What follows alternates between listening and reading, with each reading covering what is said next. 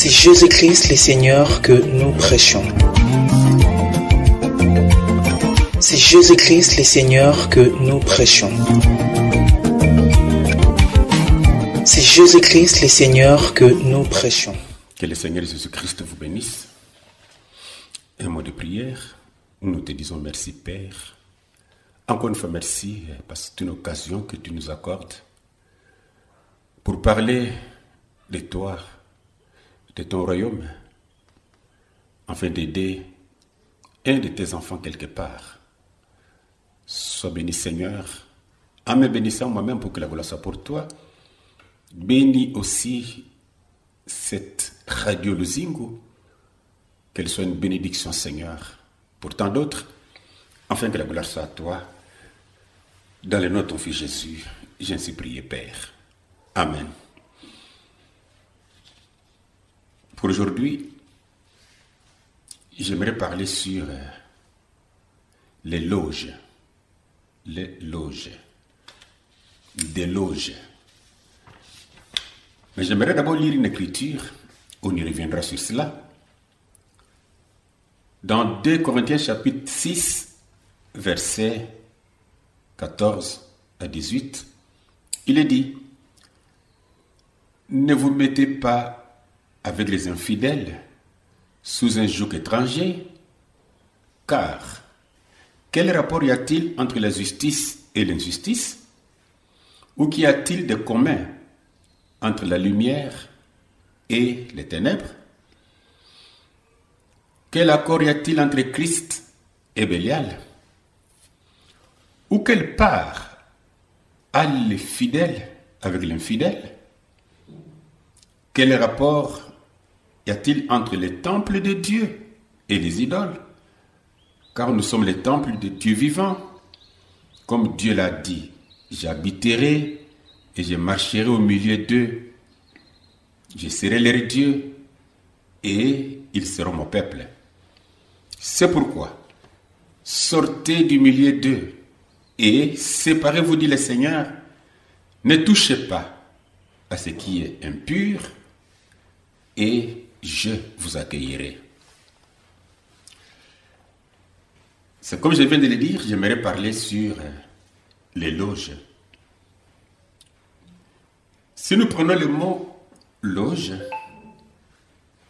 c'est une cabane, une hutte, un petit logement. C'est une loge. Mais ce n'est pas de cela que j'aimerais parler. Je voudrais parler des loges, spécialement comme étant les lieux des réunions de francs-maçons, une assemblée, réunion de francs-maçons sous la direction d'un vénérable. Donc, loge comme étant les lieux des réunions des francs-maçons. C'est sur cela que j'aimerais peu parler à la lumière du message de frère Branham. Nous allons commencer avec une question qui a été posée, qui fut posée par un frère.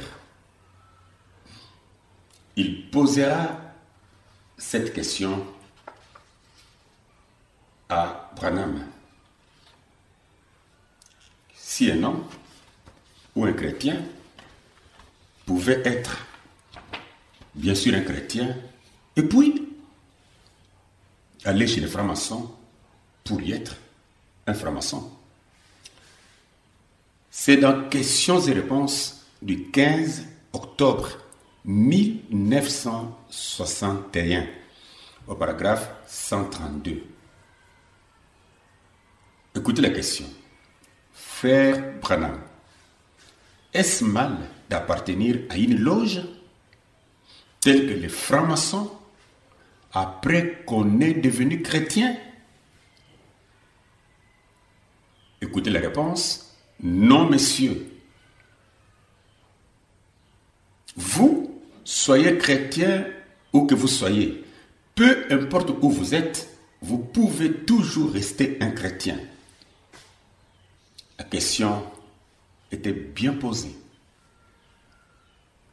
Après qu'on soit devenu chrétien, est-ce qu'on peut aller chez les francs-maçons ou dans une loge alors qu'on est chrétien? La réponse était, tu peux t'en aller. Mais là où tu es, tu restes chrétien. Cette réponse ne serait pas juste. Je vais continuer à lire Frère Branham pour prouver que cette réponse n'est pas juste. Parce qu'un homme avec un esprit faible, il va s'adhérer aux loges.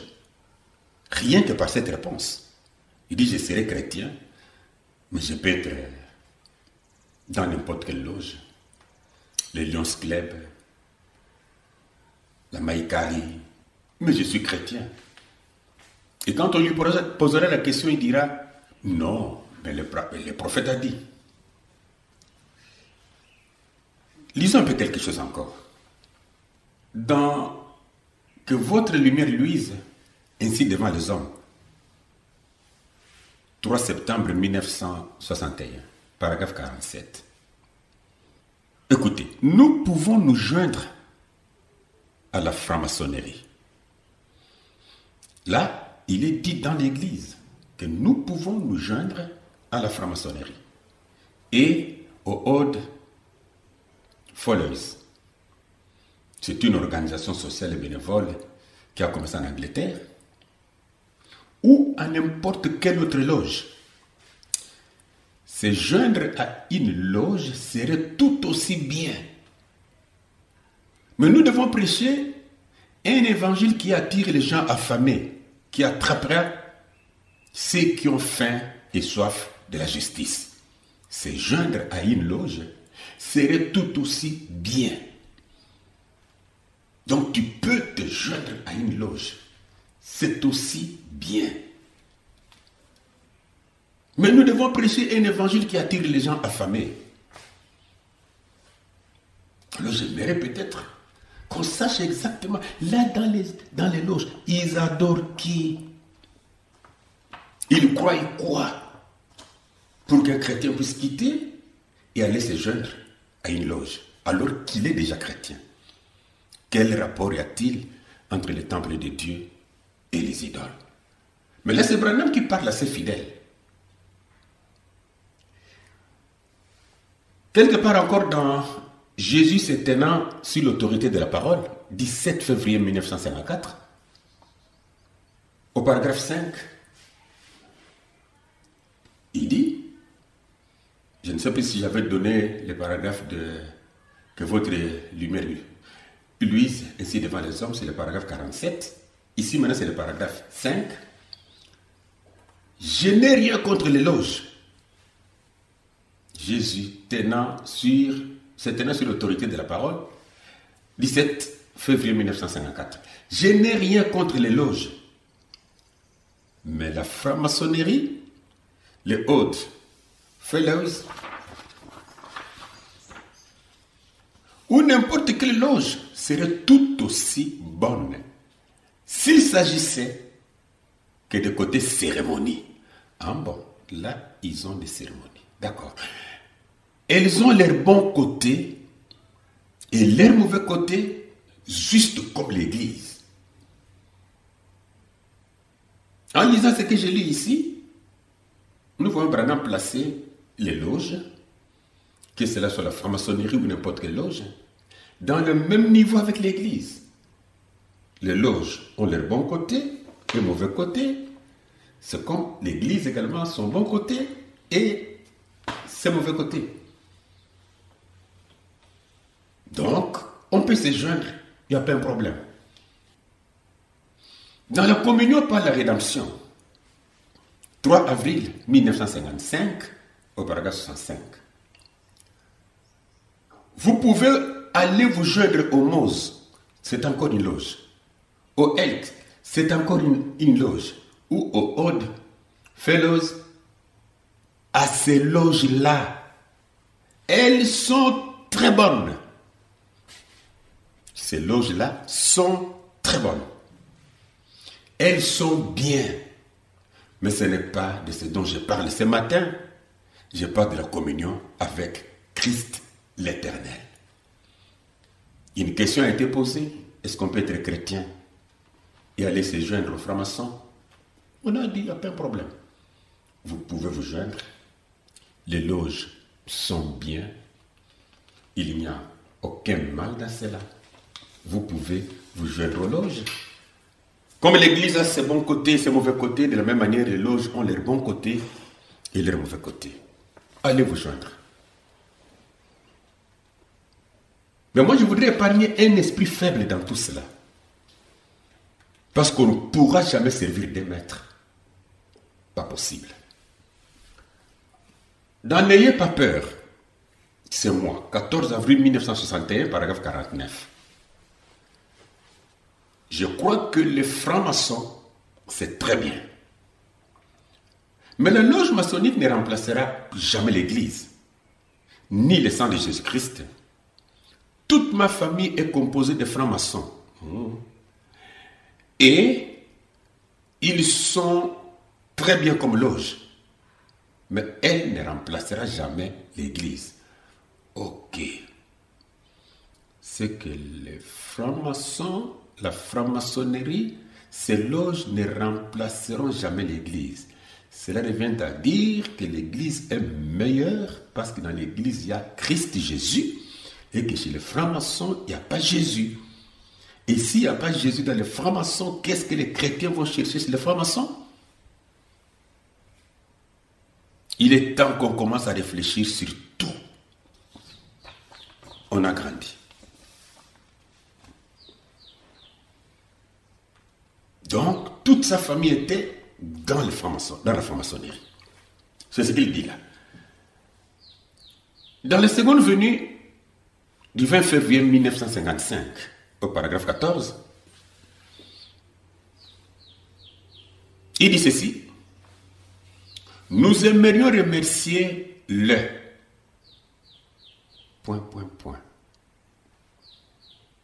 C'est les lieux saints, n'est-ce pas? ...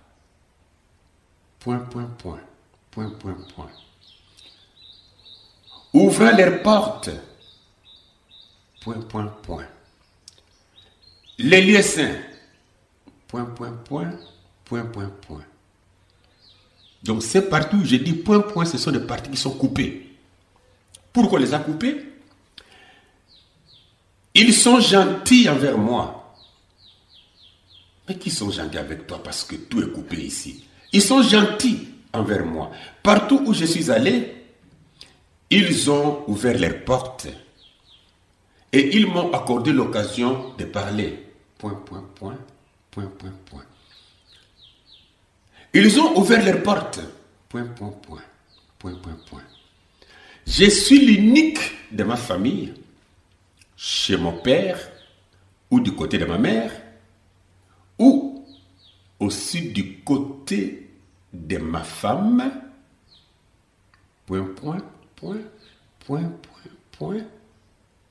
Chez les francs-maçons, les temples, ou... dans leurs organisations. Et puisse Dieu les bénir. C'est ma prière. Que tous... Et tous... Oh. C'est la bande qui était mauvaise. C'est quoi exactement? Pourquoi ces coupures? Pourquoi ces points de suspension? Pourquoi ces idées non achevées? Mais quand nous prenons la version anglaise de la même brochure, la seconde venue, 20 février 1955, dans la version anglaise, c'est le paragraphe 42, mais dans la version française, c'est le paragraphe 14. Ici, il est dit ceci. Nous aimerions remercier les Shiners. Ah, donc là où on a coupé pour dire point, point, point, c'était les Shiners. Oh, les Shiners, c'est également une loge. Mais néanmoins, pour faire partie de cette loge-là, il faut déjà être à un niveau très avancé dans la franc-maçonnerie au 3e degré. Là, vous faites partie des Shiners. Nous aimerions remercier les Shiners. N'est-ce pas? L'auditorium Shiners. Les Shiners ont été très gentils envers moi. Partout où je suis allé, ils m'ont ouvert leurs portes. Si je construisais une tente par mauvais temps, ils ouvraient leurs portes et disaient « Venez ». Et finalement, je suis le seul de ma famille, dans le peuple de mon père, dans le peuple de ma mère, ou aussi dans celui de ma femme, qui soit lié aux maçons, soit à Shiners, soit à quelque chose dans les organisations. Que Dieu le bénisse. C'est ma prière qu'il le fasse chacun. Ici, j'ai seulement lu ce qui est écrit. Je suis le seul de ma famille. Et ça, même dans la version française, il est dit, je suis le seul de ma famille, chez mon père, ou du côté de ma mère, ou aussi du côté de ma femme, mais l'idée a été coupée. Puis, chez les francs-maçons, les temples, où on coupe l'idée dans leurs organisations. Mais au paragraphe 43, dans la version anglaise, il est dit, et finalement, je suis le seul de ma famille, dans le peuple de mon père, dans le peuple de ma mère, ou aussi dans celui de ma femme, qui soit lié. Alors, ce que vous avez coupé, en français, on a coupé, qui soit lié aux maçons,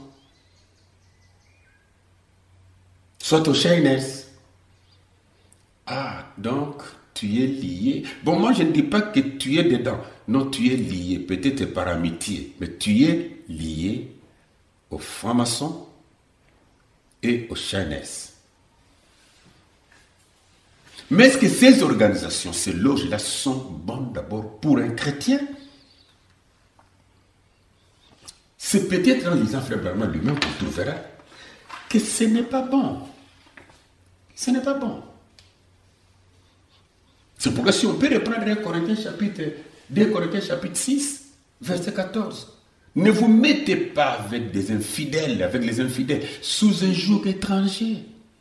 Car quel rapport y a-t-il entre la justice et l'iniquité? Ou qu'y a-t-il de commun entre la lumière et les ténèbres?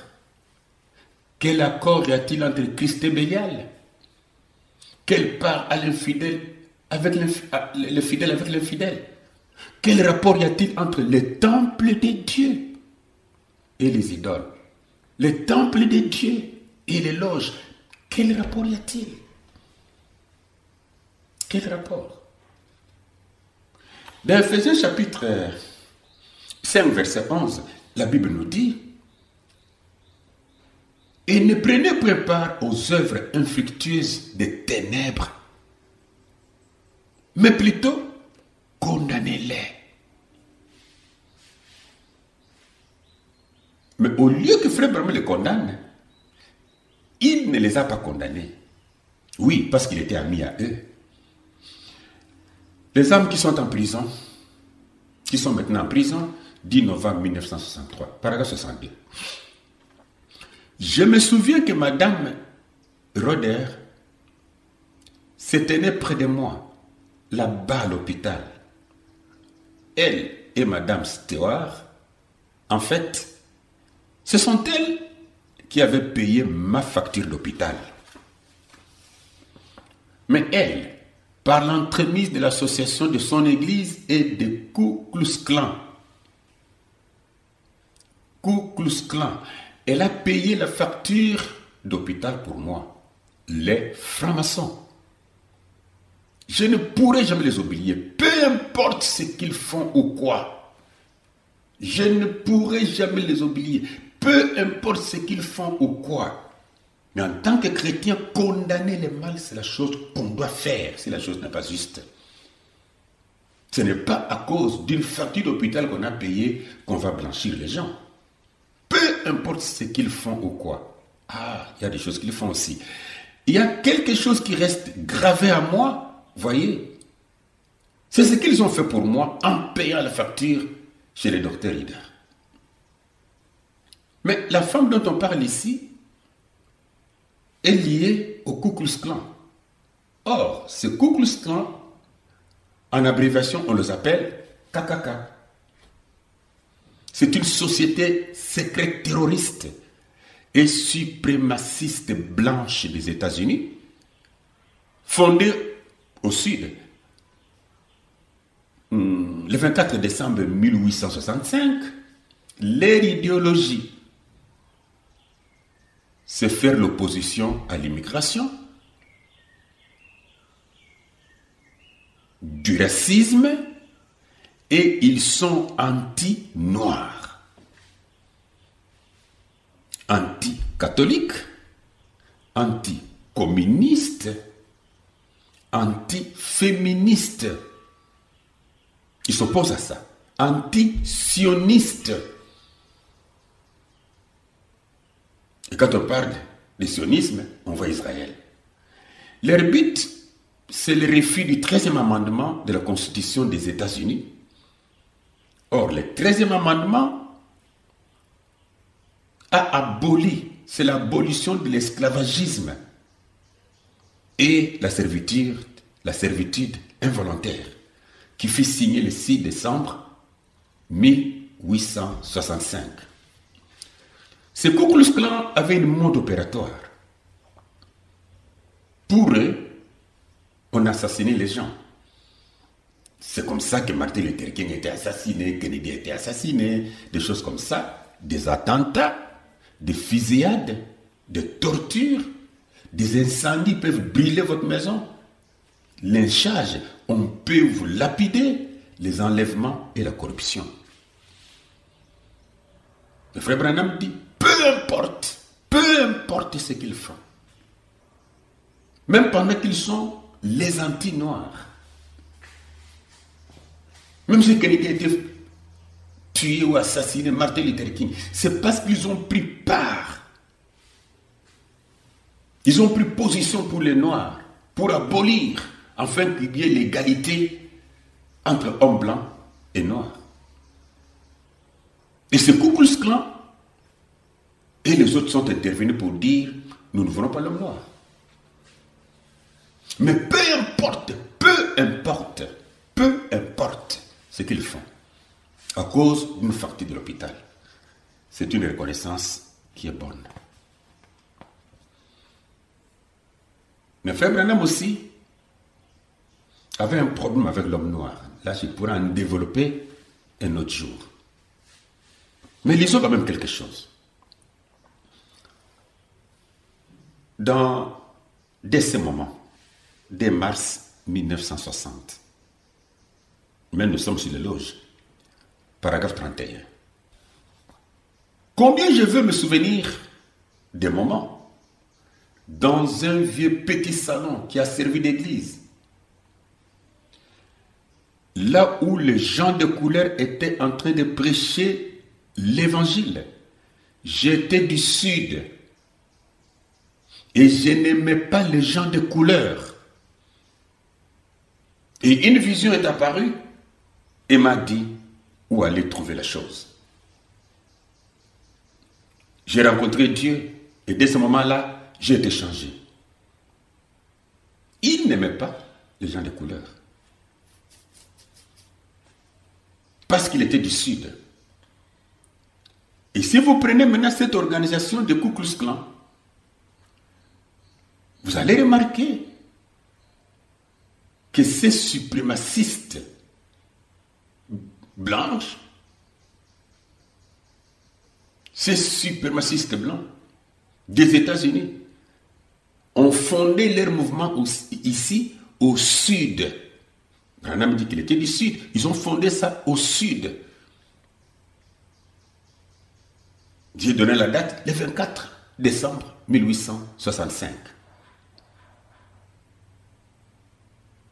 Pourquoi? C'est parce que le 6 décembre 1865, il y a le 13e amendement qui abolit l'esclavagisme, la servitude involontaire.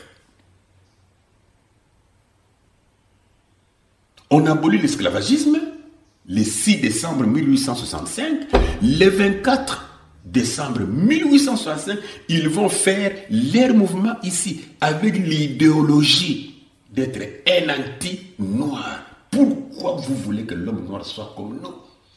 Alors Branham dit ici, lui aussi n'aimait pas l'homme noir. Mais néanmoins, il était un prophète. Je vais développer ça un autre jour. Mais je suis en train de parler sur les loges. J'ai parlé de Ku Klux Klan parce que cela a été cité dans la citation où je viens de lire. Reprenons encore quelque chose d'Éphésiens chapitre 5, verset 10-11. Examinez ce qui est agréable au Seigneur. Non, on doit examiner certaines choses. Examinez ce qui est agréable au Seigneur.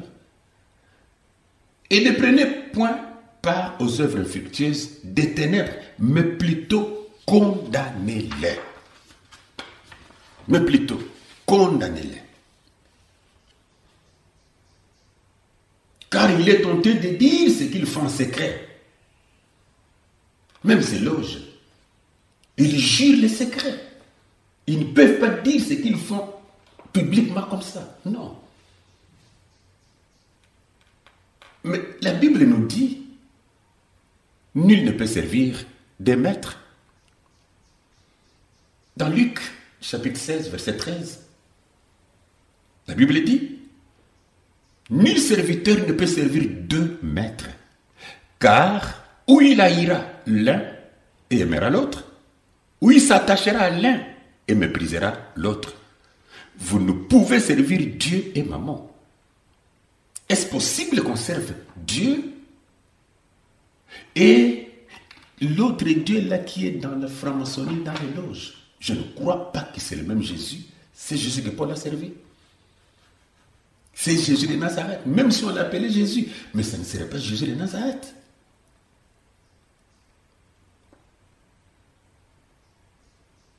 Parce qu'en réalité, les francs-maçons n'ont pas Jésus.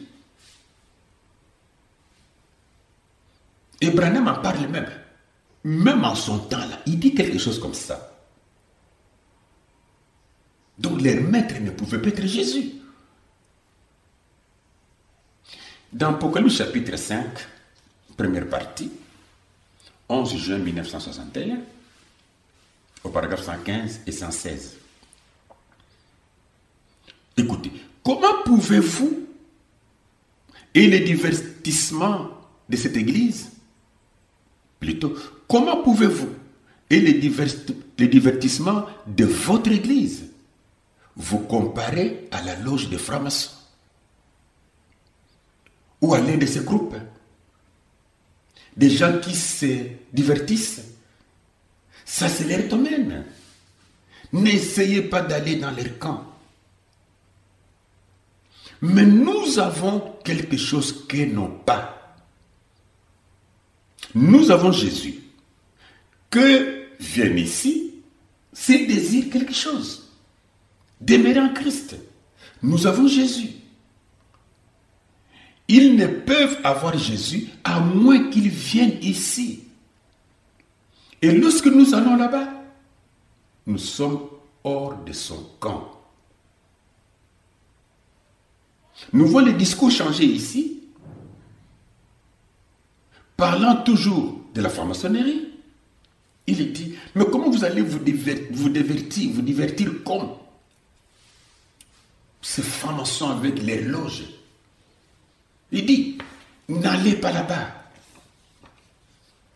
N'y allez pas. Et non pas Jésus. Nous avons quelque chose que n'ont pas. Nous avons Jésus, qui vient ici. S'il désire quelque chose, qu'il vienne ici. Demeurer en Christ. Nous avons Jésus. Donc, tous les discours changent complètement. Je dis ça pour que nous comprenions une chose, que dans la franc-maçonnerie, il n'y a pas Jésus. Ils n'ont pas Jésus. Non. Donc, on ne peut pas y aller. Mais dans l'entretemps, nous avons deux versions. Allez, n'y allez pas.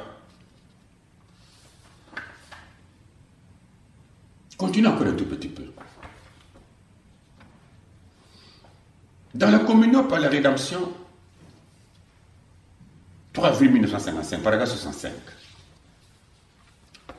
il dit, aujourd'hui, Dieu n'a pas promis de communier à travers les méthodistes, à travers les baptistes, à travers les pentecôtistes.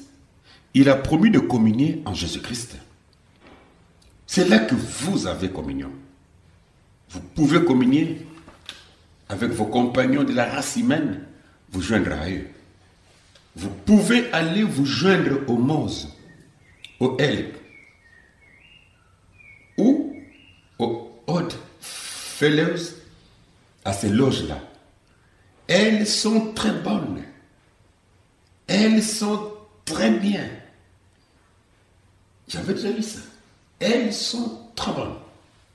Elles sont trop bonnes. Mais ces gens-là n'ont pas Jésus. Ils n'ont pas Jésus.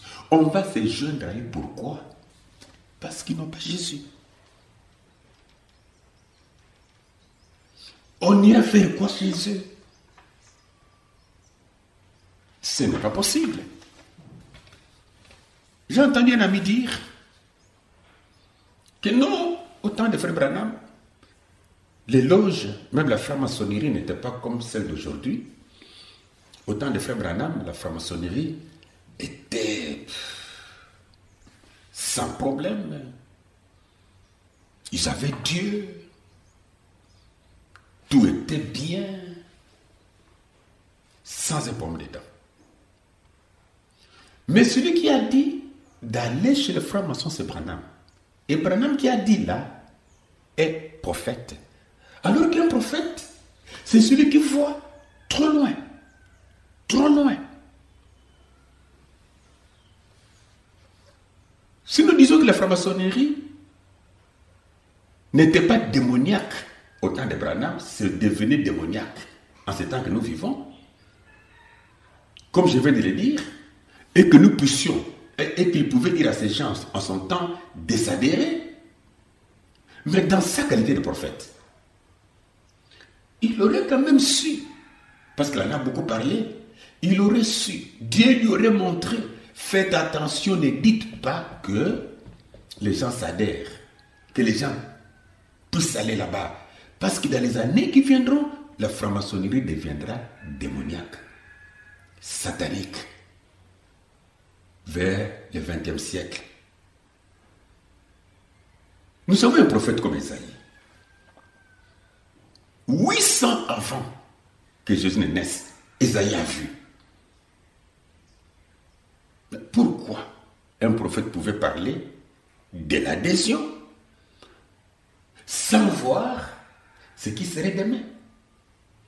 Parce qu'il fallait qu'il sache qu'il mourrait un jour et que c'est lui-même qui a dit que ce message ira partout. C'est lui-même qui a dit, Dieu m'a dit d'enregistrer ce message parce que les gens vont le lire, les gens vont l'écouter partout. C'est-à-dire le message allait vivre même s'il n'est pas là. Et que le message pouvait vivre même 100 ans, 200 ans. Et que les gens continueraient à lire. Mais comment ce Dieu-là ne pouvait pas lui dire, attention, ce que tu dis là n'est pas juste. Ce n'est pas juste. La franc-maçonnerie deviendra démoniaque. Mais je m'imagine que la franc-maçonnerie, plutôt la franc-maçonnerie était démoniaque déjà. Parce que déjà en son temps, là, pendant que Branham est sur la terre, il dit, ils n'ont pas Jésus. Mais si les gens n'ont pas Jésus, qu'est-ce qu'ils ont dedans? C'est le diable. Mais comme il ne pouvait pas les condamner, alors il permet même aux gens d'y aller. Parce qu'il ne pouvait pas condamner ça. Maintenant, lisons Frère Branham. Vous allez remarquer qu'il était en train de condamner les jupes courtes, les cheveux des femmes. Je ne dis pas qu'on ne condamne pas ça, mais il condamnait avec vigueur, rigueur plutôt. Et pendant qu'il condamne ici, peut-être ces cheveux n'amèneront même pas la femme en enfer. Parce que les cheveux ont quelque chose à voir avec les maris. Mais la franc-maçonnerie, les cérémonies, ce qu'ils font, ce qu'ils adorent là-bas, amène l'homme en enfer. Mais on va condamner une jupe, on va condamner les cheveux, mais on ne peut pas condamner les francs-maçons et la franc-maçonnerie et les loges parce qu'ils ont payé une facture d'hôpital. D'accord. Il est vrai qu'il avait des très bons amis qui étaient des francs-maçons, des très bons amis à lui. Je vais dire quelque chose là. Dans la restitution de l'âme de l'épouse, 22 avril 1962, paragraphe 12, il dit « J'ai un vieux et précieux ami. Il est probablement ici quelque part. Il vient de Chicago. Il s'appelle Stewart. Ed Stewart. Je pense qu'il est dans les 75 ans ou plus. Il m'a rencontré là dehors. Et il met de côté sa dîme en pièces de 10 cents. Il m'a remis tout un paquet de pièces de 10 cents. Tout un paquet de gros comme ça. Et je ne sais pas, bien sûr, c'est utilisé pour une œuvre missionnaire à l'étranger. Et son ami intime, qui est aussi mon ami. Stewart est son ami. Stewart a son ami intime. Et l'ami intime de Stewart est également l'ami de Branham. Son ami intime, qui est mon ami aussi, frère Skate, Leonard Skate de Lowell, dans l'Indiana, c'était né là. Et je ne le connaissais pas avant. Il était franc-maçon. Il portait un insigne de franc-maçon et nous parlions de l'ordre des francs-maçons. Avec son ami intime, il portait un insigne de franc-maçon. Branham dit, et nous parlions de l'ordre des francs-maçons. Et alors le vieux frère Stewart me dit, il a dit, je vous aime frère Branham. J'aimerais vous parler. Et il a dit, il est plus difficile de vous atteindre que d'accéder à un harem turc. Il parlait de l'ordre des francs-maçons. Quoi? Les francs-maçons commencent à parler, les pommes de leur ordre, avec les non-francs-maçons, avec des civils. Mais il parlait de cela. Ok, je comprends. Ils étaient des amis. Dans Apocalypse chapitre 2, non, Apocalypse chapitre 4, deuxième partie, 1er janvier, là nous sommes en 1961, au paragraphe 33, il dit, vous pouvez vous asseoir. J'ai apprécié cette belle musique ce matin. Je suis entré si tôt pour pouvoir parler à mon cher ami, le frère Sketz. L'ami de Stewart, c'est son frère ami, c'est son frère. Un cher ami, à frère Branham, mais qui était franc-maçon. Avec lui, avec eux, il parlait de l'ordre des francs-maçons. Peut-être c'était pour avoir une bonne connaissance, afin de mieux prêcher. Mais dans tout cela, nous devons avoir un choix à faire. Un choix qu'on doit faire. Dans 1 Roi chapitre 18, verset 21, la Bible dit, alors Élie s'approcha de tout le peuple et dit, jusqu'à quand clocheriez-vous des deux côtés? Si l'Éternel est Dieu, allez après lui. Si c'est Baal, allez après lui. Le peuple ne lui répondit rien. Mais nous, on doit répondre. Si c'est la franc-maçonnerie qui a Dieu, si Dieu est là-bas, nous allons là-bas. Mais si Dieu n'est pas là-bas, nous n'y allons pas. N'y allons pas. Dieu, nous ne pouvons pas lui montrer que non. Dans 10 ans, dans 5 ans, dans 20 ans, cette franc-maçonnerie sera tellement démoniaque. Ne permet pas que les gens entrent dedans. Pourquoi Dieu ne lui a pas dit ça? Et aujourd'hui, quelqu'un peut être dans les loges. Il dira, Branham a dit. Disons encore une chose. Et là, c'est dans le deuxième sceau, 19 mars 1963, au paragraphe 263-264, il parle de l'esprit nicolaïte. Il dit que c'est un esprit qui est innocent. Bien sûr que derrière cela, il y a la mort dans les actes que cet esprit pose innocemment. Si on ne fait pas attention à cela, alors on y entre directement dans la mort. Mais la petite remarque est que Frère Branham faisait souffler les chauds et les froids. Il permet une chose, il apprécie, il l'interdit, il la désapprouve. Il disait les pour et les contre. Et si on ne fait pas attention, on peut entrer dans la ligne de la mort. Et une mort certaine alors. Dans tout cela, vous ne verrez peut-être pas là où il dit ce que j'ai dit. Ça fait un certain temps, cela est tout à fait faux. Je me réponds, voilà ce que je peux dire de vrai. Mais ce qu'il a dit qui est faux, reste faux comme ça. Il va dire le contraire de cela. Ça va rester ainsi. Puis, il va encore contredire ce qu'il a dit pour la deuxième fois. Il le contredit pour la troisième fois. Et on se retrouve avec des versions de la même personne qui dit le contraire, mais qui ne se répand jamais pour dire la vérité est celle-ci. Ici au paragraphe 263, parlant de cet esprit nicolaïte, et 264, il dit, à ses débuts, il était seulement une petite doctrine qui circulait, appelée le nicolaïsme. Évidemment, cela ne tuerait rien. C'est Apocalypse 2:6. Si vous voulez le noter, il ne tuerait rien. Ce n'est qu'une doctrine, qu'un esprit parmi les gens.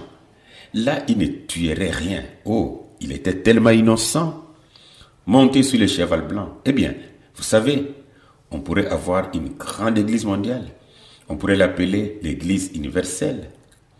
Il l'appelle encore comme ça. Bien, voyez, donc, on pourrait avoir, c'est parfaitement innocent. Et, c'est tellement innocent. Ce n'est qu'un groupe d'hommes. Nous allons tous nous réunir pour fraterniser. Vous voyez, il est très innocent. Il est blanc. Le cheval blanc l'était. Vous voyez? Bon. Alors les dignitaires, les gens bien mis et les gens instruits, vous savez, un peu comme les oiseaux d'un même plumage, vous savez, on va essayer de s'organiser.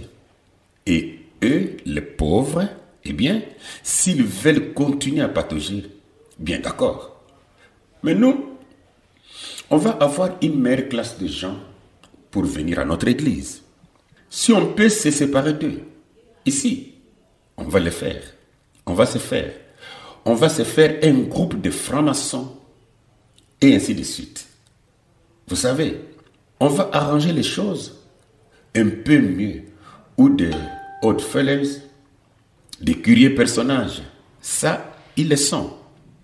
Et alors donc, pas le club odd fellows, là, mais vous savez ce que je vais dire alors. Alors, ça fait curieux pour les vrais croyants. Bon, mais autrement dit, en d'autres termes, on veut avoir un petit groupe, une petite association qui nous appartient en propre. Ce n'est qu'une doctrine. C'est très innocent, frère. Voyons, nous n'avons rien contre vous, absolument pas.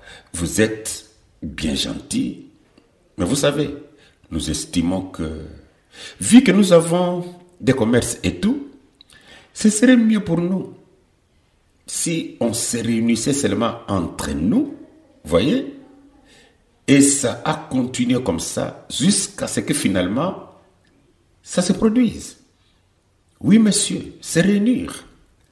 Ici, pendant que je suis en train de lire dans ce deuxième psaume, en lisant Frère Branham, non mais cela prouve noir sur blanc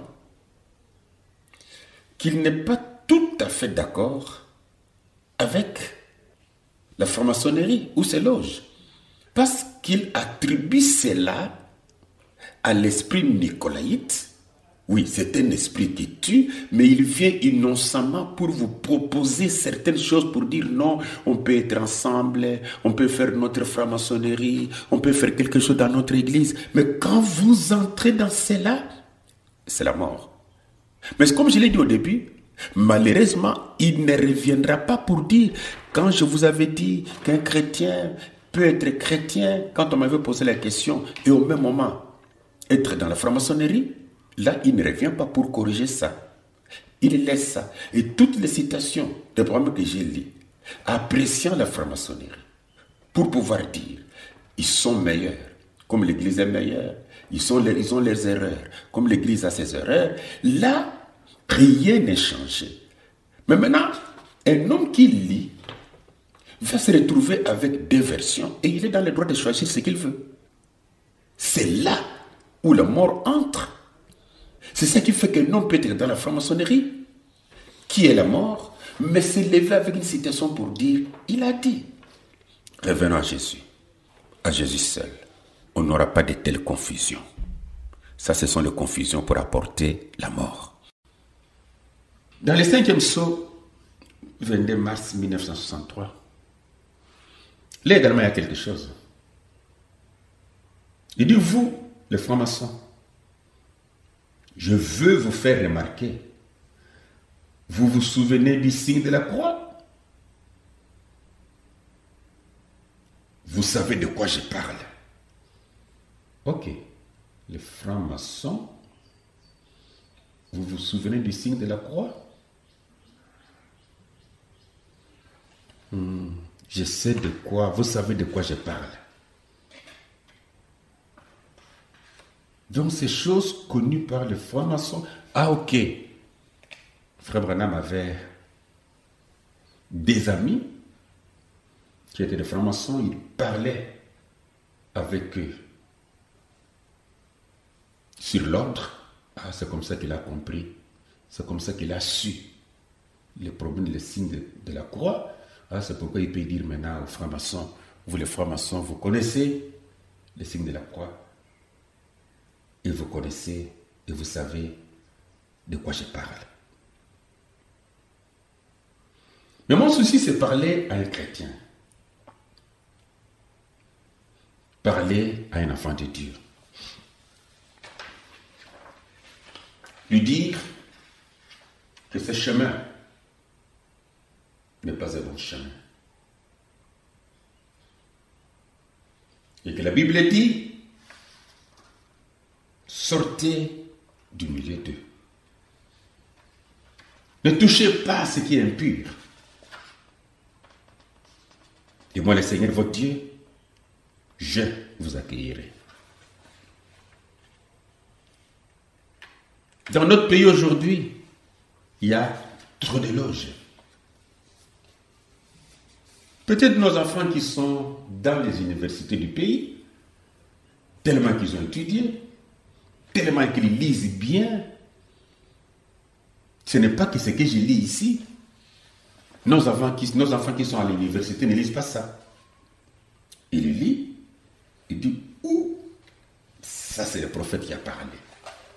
Ce n'est pas n'importe quel prophète, mais le prophète avec la colonne de feu. Qu'est-ce qu'il dit? Il dit les loges. Non, on peut s'adhérer, il n'y a pas un problème. Et tout ce qu'on va lui proposer à l'université pour faire partie des loges, c'est pour magique. Les enfants vont s'adhérer.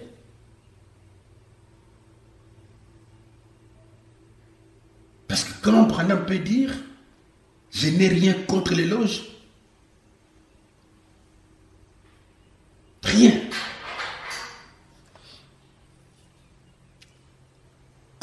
Comment on peut, comment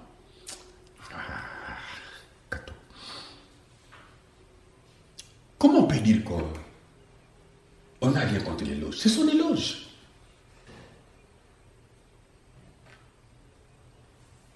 Fils de Dieu, Jésus est encore vivant. Toi qui es tombé dans cette bassesse, toi qui es tombé dans cette erreur, j'appelle ça erreur,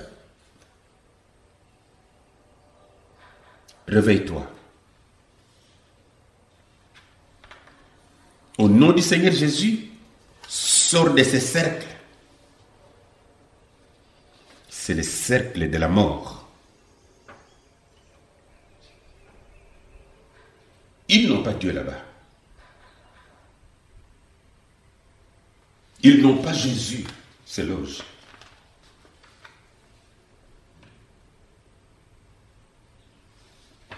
La preuve en est qu'il y a beaucoup d'enfants qui m'ont vu. J'ai prié pour eux. Pour que Dieu fasse grâce de les délivrer. Ils sont entrés dans ces loges.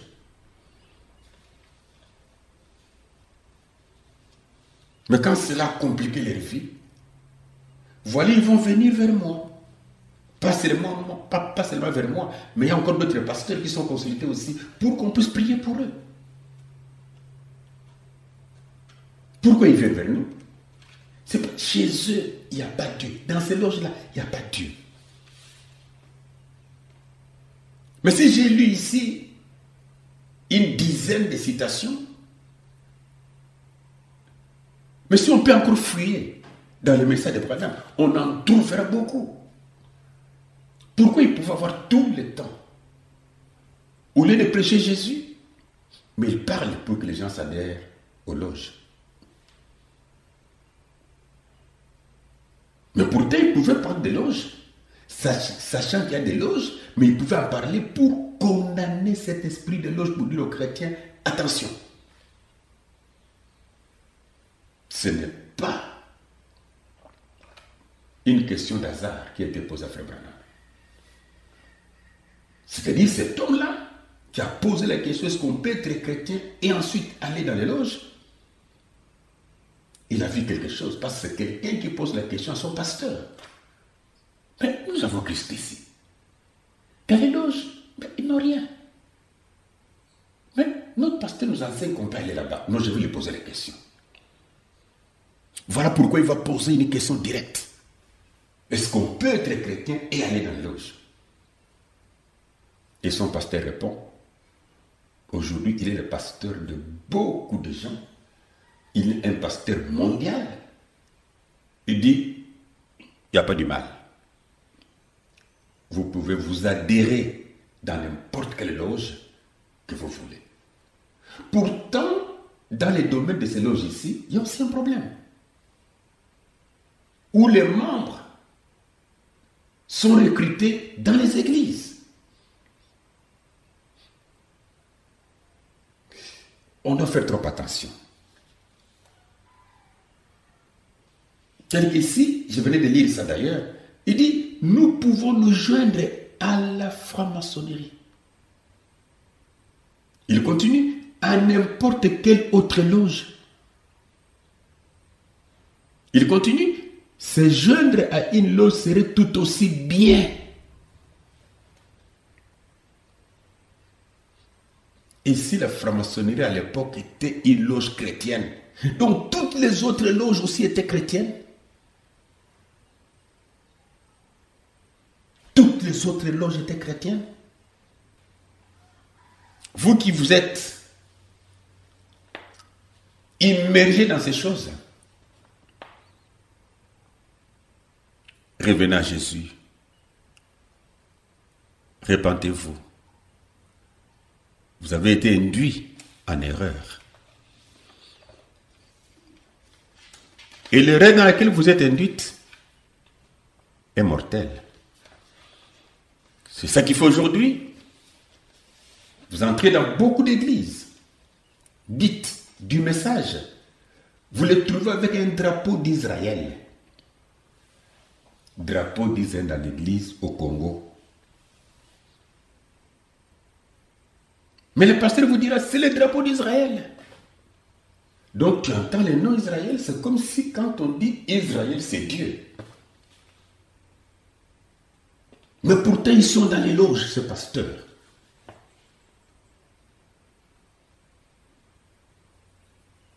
Mais ils vont vous faire piquer un drapeau d'Israël, un drapeau du Congo, Israël. Non. Non. Réveillez-vous.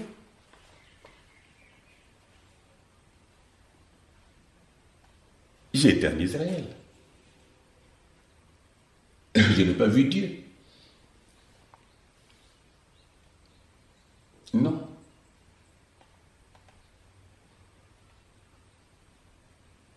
Et ce Dieu-là ne sera pas dans un drapeau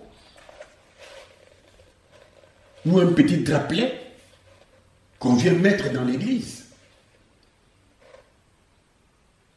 Alors que le pasteur est déjà plein dans une loge. Mais il va vous dire simplement, non, bon, c'est le drapeau d'Israël, vous voyez Israël.